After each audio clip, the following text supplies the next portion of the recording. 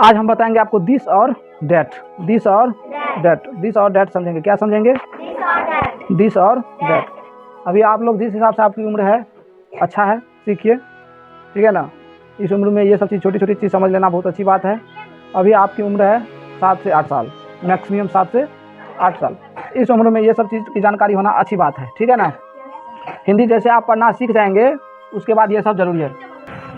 Use of this and that, इनमें देखिए this का प्रयोग कहाँ होगा और डेट का प्रयोग कहाँ होगा। पहले इन्हें आप समझ लेंगे तो आपको बनाने में सहूलियत होगी, ठीक है। पहले समझो फिर उतार लेना। दिस का प्रयोग वहाँ करेंगे जहाँ जब एक व्यक्ति या वस्तु को निकट दिखाना। निकट का मतलब होता है नज़दीक। क्या होता है? नज़दीक। दिस का प्रयोग वहाँ होगा जहाँ हमें एक व्यक्ति या वस्तु को नज़दीक दिखाना हो, ठीक है ना। किसी व्यक्ति या वस्तु को नज़दीक दिखाना हो, ठीक है ना। नज़दीक मतलब लॉग में। कहाँ?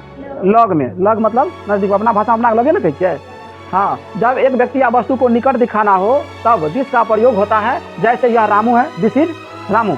इसका अर्थ हुआ कि रामू नाम का एक लड़का निकट खड़ा या बैठा हुआ है और हम उनकी ओर इशारा कर रहे हैं। हम उनकी ओर इशारा है कि यह रामू है, ठीक है ना। तब अंग्रेजी में इनका अनुवाद होगा दिस इज रामू। ठीक उसी प्रकार बाबू दूसरा देख लीजिए, जब एक व्यक्ति या वस्तु को दूर दिखाना हो तब हम डेट का प्रयोग करेंगे। किसका प्रयोग करेंगे? डेट का प्रयोग करेंगे, ठीक है। जैसे वह रीता है। अब आप आगे चल के आप पढ़ोगे कि सी कहाँ प्रयोग होगा और ही कहाँ प्रयोग होगा, ठीक है ना। सी स्त्री में प्रयोग किया जाता है और ही पुरुष में प्रयोग किया जाता है, सी, ठीक है ना। ही और सी का प्रयोग आगे सीखेंगे, लेकिन यहाँ हम सी का प्रयोग नहीं करके यहाँ हम डेट का प्रयोग इसलिए कर रहे हैं कि रीता नाम की एक लड़की दूर खड़ी हुई है, ठीक है ना। और हम उनकी ओर इशारा करके हम किसी को बता रहे हैं या उनकी ओर हम इशारा करके बता रहे हैं, ठीक है ना। उनकी ओर हम इशारा करें। देखिए, जब एक व्यक्ति या वस्तु को दूर दिखाना हो तब हम डेट का प्रयोग करते हैं। जैसे वह रीता है, डेट इज रीता। इसका अर्थ हुआ कि रीता नाम की एक लड़की दूर खड़ी या बैठी हुई है और हम उनकी ओर इशारा कर रहे हैं या उनकी ओर बता रहे हैं, ठीक है ना, कि डेट इज रीता। हम सी का प्रयोग नहीं किए हैं क्योंकि यहाँ रीता नाम की एक लड़की कहाँ है? दूर खड़ी हुई है या बैठी हुई है या किसी से बातें कर रही हैं, ठीक है ना। किसी को हम बता रहे हैं, ठीक है ना। कोई हमसे पूछा कि रीता कहाँ है, ठीक है ना, तो हम बता रहे हैं उनको कि भाई रीता वहाँ है, ठीक है ना, या वह रीता है। तब हम अंग्रेजी में अगर उनको बताएंगे डेट इज रीता, ठीक है ना। आपको धीरे धीरे सारी चीज़ बताएंगे।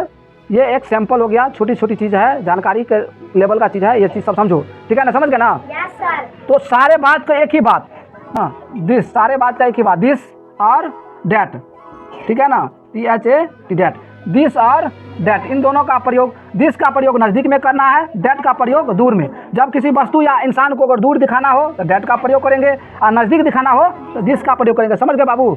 दोनों दिक्कत नहीं है। अब इन पर हम आपको देंगे 10 को अनुवाद देंगे बनाने के लिए। आप यूं ही बना लोगे, फटाक से बना लोगे, ठीक है ना। पहले कॉन्सेप्ट को ठीक से समझ लीजिएगा तब न होगा।